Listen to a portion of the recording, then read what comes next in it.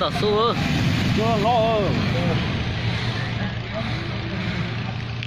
lại chua trong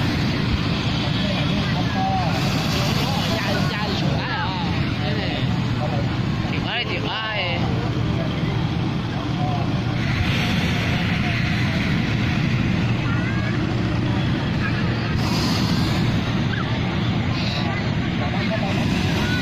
lo chứ